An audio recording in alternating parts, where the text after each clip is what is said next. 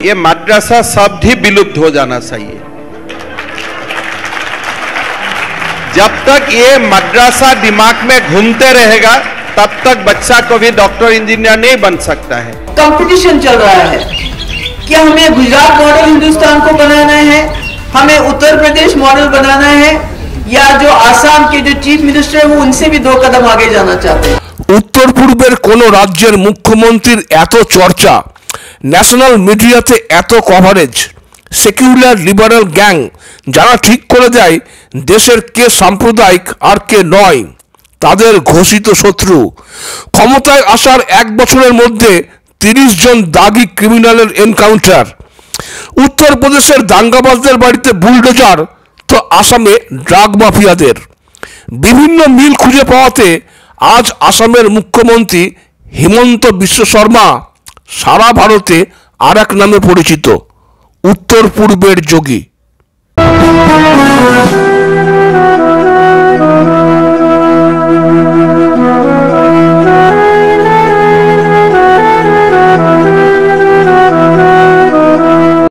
ওকালতির degree পকেটস্থ করে কয়েক বছর গৌহাটি হাইকোর্টে প্র্যাকটিস। গৌহাটি ইউনিভার্সিটি থেকে পিএইচডি, 5 বারের এমএলএ, ভোটারদের পাস যিনি হাতের তালুর মতো চেনেন, সেই হিমন্ত বিশ্ব শর্মাকে একসময় বলা হতো কংগ্রেসের কোহিনূর। আসামে তখন কংগ্রেস সরকার চরম সংকটে। এই হিমন্তই তখন বোডোল্যান্ড পিপলস পার্টিকে সরকারের সাথে যুক্ত করে গদি বাঁচায় তরুণ গগৈয়ের। সেই কোহিনূরই 2014-র 21শে জুলাই ইস্তফা দিলেন কংগ্রেসের সমস্ত পদ থেকে। কারণ পুত্র স্নেহে অন্ধ তরুণ গগৈ তখন তার ডান হাতকে পাশে সরিয়ে পুত্র গৌরবকে পার্টিতে প্রতিষ্ঠিত করতে ব্যস্ত। সব জায়গায় শুরু হলো গৌরবের ছড়ি ঘোরানো। দিল্লিতে পাপ্পুর সাথে বিশেষ ঘনিষ্ঠতা তখন। মিল খুঁজে পাচ্ছেন আমাদের রাজ্যের সাথে? 2014 সালে দিল্লি থেকে উড়িয়ে এনে ভাইপোকে যুবরাজের আসনে বসানো, একের পর এক ডানা ছাটা হচ্ছে শুভেন্দু অধিকারীর। ডিসেম্বর 2020 দলের সাথে সমস্ত সম্পর্ক সংস্রব ত্যাগ করলেন প্রকৃত অর্থে জননেতা শুভেন্দু অধিকারী। এক সময়ের কংগ্রেসের কোহিনূর হিমন্ত এখন বিজেপির কংগ্রেস মুক্ত ভারত অভিযানের প্রধান সেনাপতি উত্তর পূর্বের। যে উত্তর পূর্বে বিজেপির অ্যাবসলিউটলি কোনো ফুটপ্রিন্টই ছিল না, যে 7টা রাজ্যকে বলা হয় 7 সিস্টার্স অফ ইন্ডিয়া, তার 7টার মধ্যে 6টাতেই বিজেপির north east Democratic alliance NED এর সরকার। ভেন্টিলেশনে কংগ্রেস, শুধু শ্বাস প্রশ্বাসটাই চলছে। কংগ্রেসে থাকাকালীন মুখ খুলে সতর্ক করেছিলেন, যতদিন পাপ্পু কংগ্রেসের ওপর ছড়ি ঘোরাবে ততদিন বিজেপিরই ফায়দা। কংগ্রেসের সাথে সম্পর্কে ইতি টানার আগে হিমন্ত বিশ্ব শর্মার সাথে রাহুল গান্ধীর একটা বৈঠক আর রাহুলের প্রিয় কুকুর পিডিকে নিয়ে এক মুখরোচক চর্চা নেট দুনিয়ায় সেই সময় ভাইরাল হয়েছিল। দেখুন। मैंने 5 मिनट उनसे बात करेगा, अच्छा एंगेजमेंट रहता है। 6 मिनट में वो उनका पेट डॉग आ जाता है, वो उनका साथ खेलना शुरू कर देता है। फिर 3 मिनट, फिर वो लेके आएगा अपना कंसंट्रेशन, फिर 2 मिनट का बाद कंसंट्रेशन ब्रेक हो जाएगा। आप ऐसा कोई आदमी देखा है? ये घटना आपके साथ की है कि जब आप मिलने गए थे उनसे बात करने के लिए, तो आपसे बात करने के बजाय वो पप्पी से बात कर? नहीं, वो तो एक इंसिडेंट था। हम था, सीपी जोशी था, तरुण गोगोई जी था और हमारा प्रदेश का अध्यक्ष था।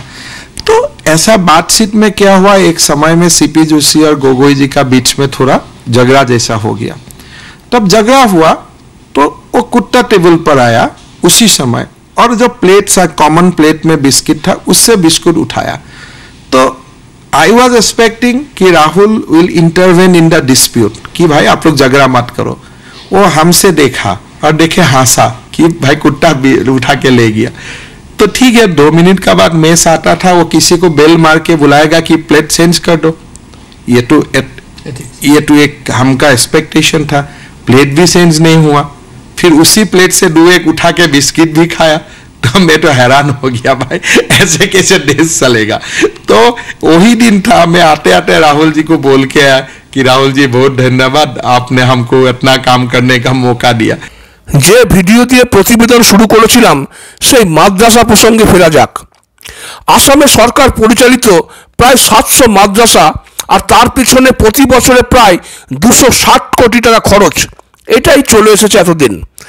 ভারতের সংবিধানে যখন সেকুলার শব্দটা পরে হলেও ঢোকানো হয়েছে, বানানো হয়েছে ধর্মনিরপেক্ষ দেশ, সেই দেশে ট্যাক্স পেয়ারের পয়সায় কেন ধর্মীয় শিক্ষা দেওয়া হবে? যে রাজ্যের মুসলিম জনসংখ্যা প্রায় 35%, সেখানে ভোট ব্যাংকের রাজনীতির ঊর্ধ্বে উঠে আসাম সরকার আসাম রিপিলিং অ্যাক্ট 2020 মাধ্যমে স্টেট মাদ্রাসা বোর্ডকে পুরোপুরি ডিসলভ করে তার যাবতীয় ব্যাংক অ্যাকাউন্ট ট্রান্সফার করে দিয়েছে আসাম বোর্ড অফ সেকেন্ডারি এডুকেশনকে। দৃঢ় কণ্ঠে ঘোষণা করেছেন Himanta Biswa Sarma, state should not be involved in teaching और preaching Quran. This is not our job. अगर बच्चा को आप स्कूल में जाने का समय आप पूछ लेता है कि बेटा तुम मद्रासा जा रहा है, तुम जुनाब बनेगा इस रास्ते से, तुम डॉक्टर नहीं बनेगा, तो कोई बच्चा मद्रासा नहीं जाएगा। मद्रासा में तो दाखिल किया जाता है वायलेटिंग ह्यूमन राइट्स, किसलिए वो रास्ता बंद हो जाता है। तो आप जरूर कुरान पढ़ाइए, उसमें कोई प्रॉब्लम नहीं है, लेकिन सबसे ज्यादा पढ़ाइए साइंस, मैथ्स, बायोलॉजी, बोटानी, जियोलॉजी। तो इसीलिए मद्रासा सब विलुप्त हो जाना चाहिए, नॉर्मल एजुकेशन होना चाहिए, और घर में आप खूब आपका धर्म पुथी पढ़ाइए। মাদ্রাসাতে অন্য বিষয় পড়ানো হলেও বেসিক্যালি ইসলামেরই শিক্ষা দেওয়া হয়। পড়ানো হয় কোরআনে উল্লিখিত বিভিন্ন বিষয়, ইসলামী কানুন আর তার রিলেটেড বিভিন্ন বিষয়।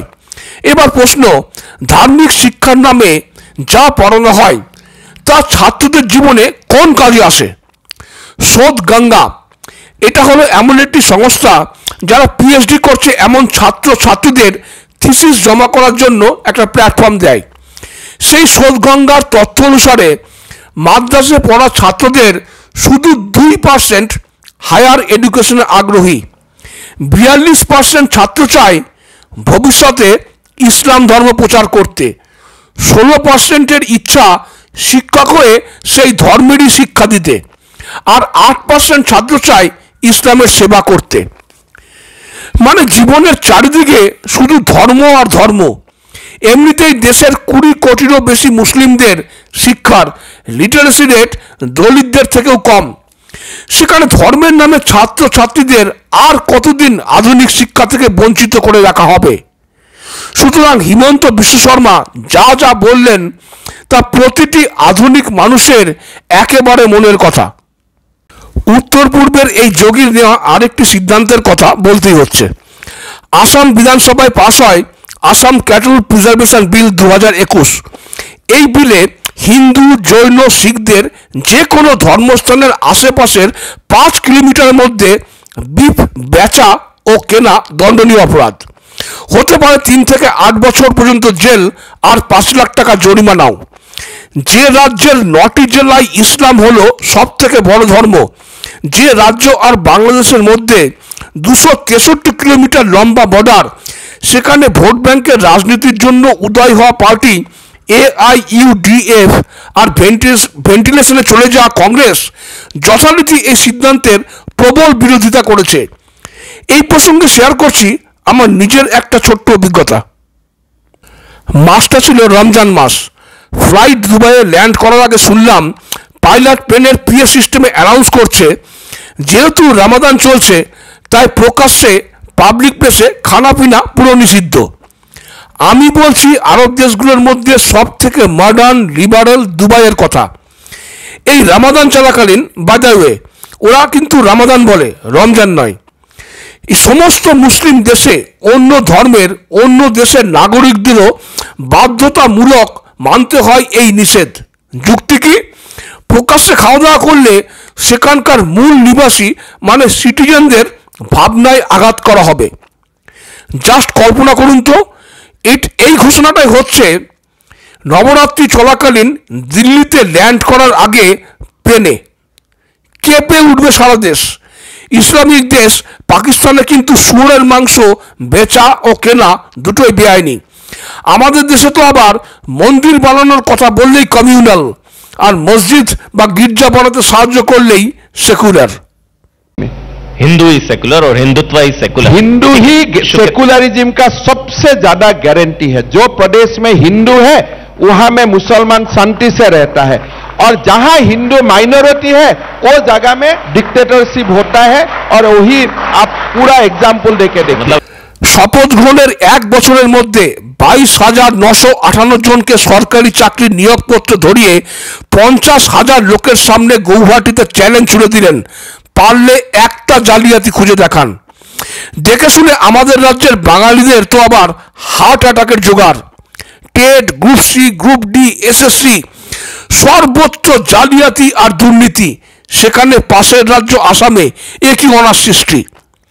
টাটা রিসার্চ ফাউন্ডেশনের সাথে যৌথ উদ্যোগে 14টি উচ্চমানের ক্যান্সার হসপিটাল। কোভিডের সময় সারা দেশ দেখেছে তার নিজের দৃষ্টান্তমূলক ভূমিকা। অপরাধী আর ডাক মাফিয়াদের জম Himanta Biswa Sarma, chief strategist in North East, increasingly becoming indispensable to the party, অপরিহার্য হয়ে উঠেছেন। তা এই স্ট্র্যাটেজিস্টের কাছ থেকেই শিক্ষা নিয়ে কেন্দ্র সরকার এখনো যে বিভিন্ন রাজ্যের মাদ্রাসাগুলোতে কয়েক হাজার কোটি টাকা ফান্ডিং করে চলেছে তা এবার বন্ধ করুক। মুখে বলবো ইউনিফর্ম সিভিল কোডের কথা, অথচ ধর্মকে শিক্ষা থেকে আলাদা করব না, কিভাবে সম্ভব সেটা?